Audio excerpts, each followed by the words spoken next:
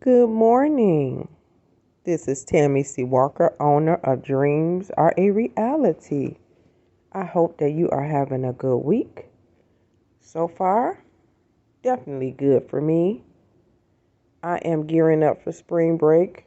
For those of you who do know or don't know, I work in a school full time during the day as a counselor for high school students. I work with the girls only, and I have a coworker, I was going to say counterpart, coworker who works with our young men. We work for an agency that supports youth of Chicago and some of our suburbs, but mostly we're in Chicago.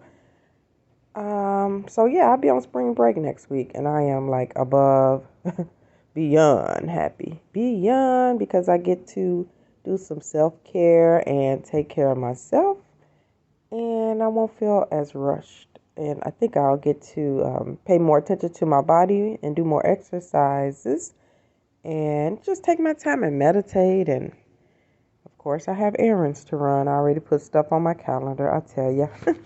Today, I want to talk about attaching and detaching from an outcome. If you have any form of anxiety, or if you are a perfectionist or a control freak, this is you, which I think all of us have a little bit of this, and some of us have a lot. But you'll know as I read through some of this. It's a big article. I wouldn't dare read it all, and I don't even know when I printed this out. I just keep it in a folder, and I always run into it, and it resonates with me. So if you like this type of material, hit that like button and hit subscribe. I just love my new subscribers. Before I get into this article, I'm doing a program, the NACA program, which helps home buyers purchase a home, and it's not income based either. And you'll get it at a good interest rate, as it'll be financed with Bank of America. No money down, but you do need some money for, like your homeowner's insurance and the inspection and some other stuff. So just stay tuned for my NACA videos. I think I'm going to do another one. I know I'll be doing one at the end of the month because I have my follow-up appointment. But I think I'll be doing another one before that because I wanted to go over my action plan and some of the things that you can get ready for. Because to be honest with you all, that video, it helped me prepare for my appointment. Not my video, watching other people's video. Okay, I'm getting off subject, so let me get back. So this video is going to be, podcast, is going to be about the secret to effortless detachment. When we attach to an outcome, that's me at times, what we do, we start stressing out. We want to control. We want to manipulate. We're going to figure out how it's going to go. This is where our friends come in. This is why I wouldn't recommend talking about your marriage a lot of people or your relationship, because your friends, they go into protection mode, and your sister and cousin, and maybe even mom or dad. Dad is more laid back. I love dads. They're so sweet. A lot of times they don't get involved. That's one thing I love about men. Oh, they're just amazing. Anyhow, but when you tell different people about your relationships, sometimes even like career stuff, they'll start telling you how it's going to end or how it's going to go. Well, you got to be careful because, see, this is where intuition plays a key role. We all know when it's time to cut the cord from a relationship. We know when something's not healthy for us. It's in our gut, our intuition. So we really don't need all those opinions. We just go to those people because we want them to give us a different answer than what we know lies within. The answer always lies within. Always. Always, always. Sometimes we're confused and conflicted, but deep in our heart, we kind of know what we need to do. This is where detachment comes in. So, detachment from the outcome you want to experience is vital to creating your ideal reality, just like my channel, Dreams Are Reality. To be attached is to live in the fear that what you want will not materialize, and it traps you in a continuous state of desire. Attachment to anything or anyone turns love into fear and belief into doubt. In contrast, faith always allows you to detach yourself from the outcome and transforms your desires into your choice. So when you attach yourself to this house, I gotta get this house, I gotta get this job, if I don't get this job, oh my goodness, I gotta get into this school, I got to.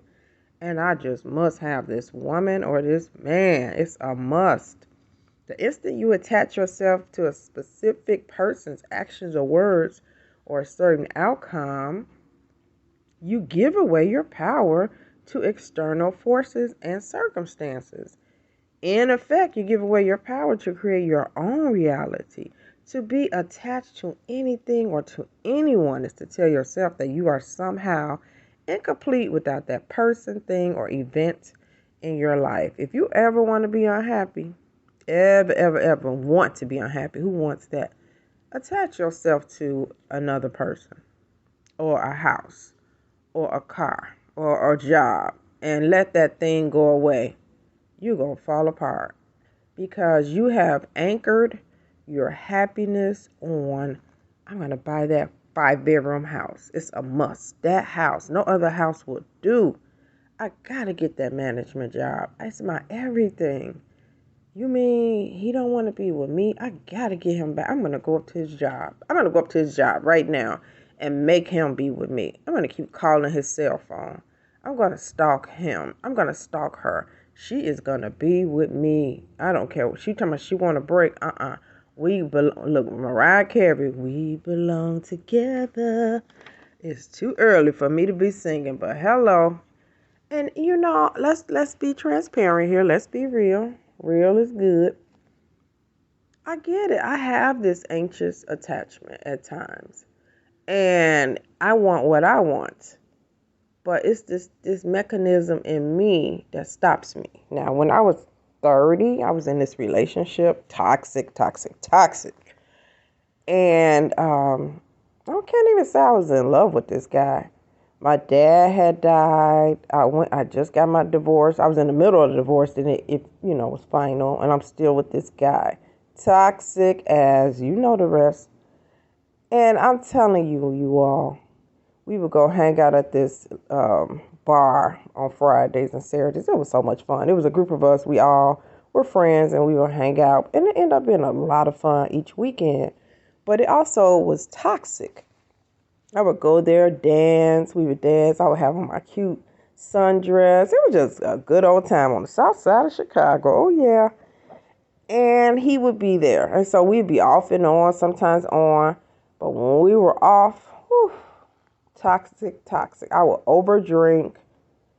It just would be stupid. And the embarrassment that I still have to this day for behaving in such a manner, because I'm more of a chilled out lady, especially with relationship stuff. I'm not going to stalk no guy. I just wasn't like that, even in high school. But with this guy, honey, let me tell you, it turned crazy. And it wasn't that I was so in love. I guess he was so bad for me. He was an undercover male whore. I'm just being honest today. And he was, I guess he did. He would sleep with other women. Now, me being the crazy Virgo, you got to see it with your eyes. So I'm like, I think he might be a cheater, but I could never lay eyes on it. And finally, we lasted, I guess, a year and a half off and on. It was just a mess. And years later, he called me and we talked like in depth.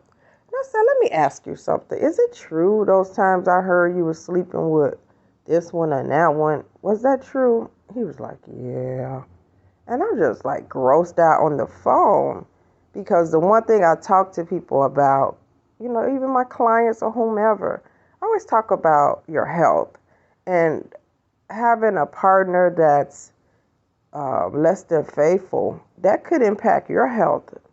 And I'm going to say it today. syphilis and herpes is still going around, and we don't talk about these diseases, these sexually transmitted diseases that, you may not be able to, you can't get rid of. So be careful if you're dating or whatever, whatever relationship you're in. Protect yourself at all times. Sorry, don't mean to give a sex ed class, but I'm just being transparent. So let me loop it on back around. Finally, with the power of God, because I couldn't do it on my own because it was like an addictive relationship. I could not get this guy out of my system. With the power of God, and I'm not on here being no phony baloney. Literally, I was at work. I worked at a university. This was in 2002. I literally had to go and get on my knees in the stall of the bathroom, and I said, God, please get this guy away from me. And it was like after I left that washroom in tears and came back to my desk and collected myself, I never felt the same about that guy. And I think I saw him after that maybe 2 to 3 more times, and it was just over. I had no more feelings for him. It wasn't love. It was like a negative attachment for sure. So you don't want to get like Tammy back in 2000. I really started in 99 through I think 2002. You don't want to be like that, Tammy. So attachment is giving away your power. But when you detach, guess what? Oh, it's a big word. Paradoxically, desires keep your desires away from you, because to desire something is to acknowledge its absence in your life. When you become certain of the outcome, then your desire becomes your choice. Your choice is your intention. It is your will. It forms what could be into what is and dissolves all doubt. When you will something, you no longer desire it to happen. You choose for it to do so. Remember that we were all given free will. You have the free will to create the reality of your choice in accordance with your needs. Faith. This is where faith kicks in. It's the antidote for attachment. When you detach yourself from an outcome, you will instantly feel your doubts and fear transform into a deep sense of knowing and certainty. This is faith. Faith is the route to true detachment. It's more, and I don't want to read all this. Faith is not blind. To the contrary, it is evidence of things not seen. So what do they say? Push. Pray until something happens. That's faith. Faith is the substance of things hoped for. So in the Bible, it speaks of this. It's the substance. You hope for this thing, but it's the evidence of things not seen. You had faith last night that you will wake up this morning. That's faith. You have faith right now that as you take your breath, another one is some more air is going to be available for the next breath. That's faith. You have faith that sun will rise today. You have faith that sun will set. You have faith that when you get in your truck, your SUV, your car, that when you put the key in the ignition or however you start your car, maybe the push button now, you have faith that it's going to turn over and start. You have faith that your legs are going to walk you to your car. You have faith that today you have a job. You have faith that Friday, Lord knows I do, please God, Lord, that money going to hit that account. That money going to hit my account tomorrow because I get paid on the 6th for my other job. I have faith. I have faith that all these things are going to happen. And that's what faith is. So when you detach from something, don't think you're quitting. Okay, so I really want this relationship. I'm just going to use this as an example. I use relationships the most because that's the biggest things that we attach ourselves to, and money. But really, people is much more.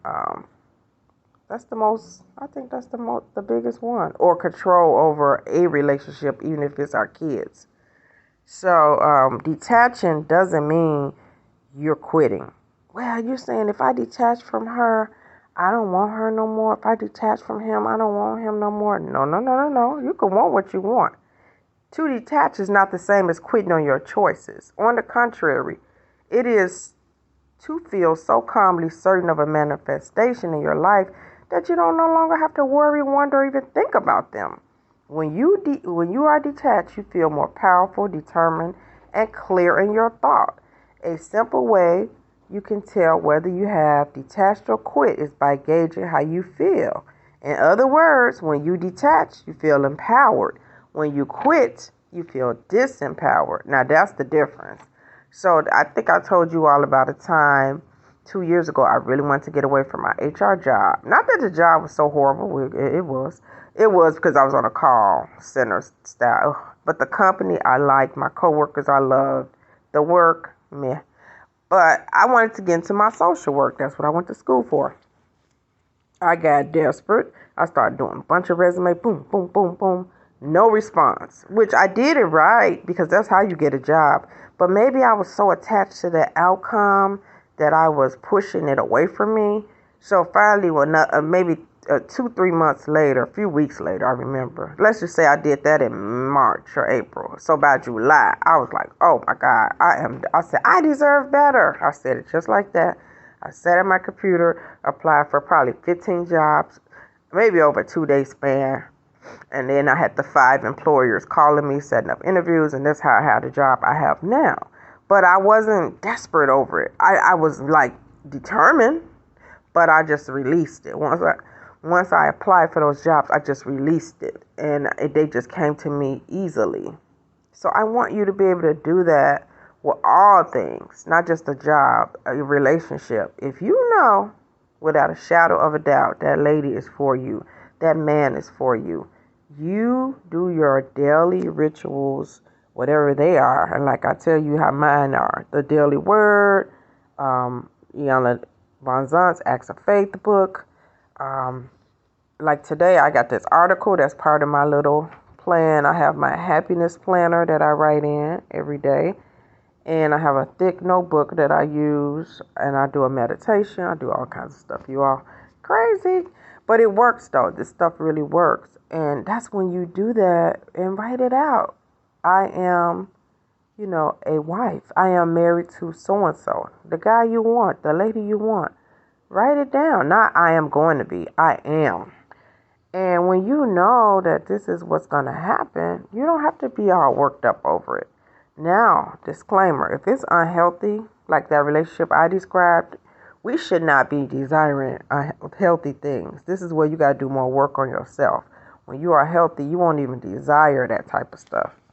So I'm going to end here because this little podcast thing is a little longer than I intended. Letting go allows for flow. You remember Tony Braxton said, "Let it go.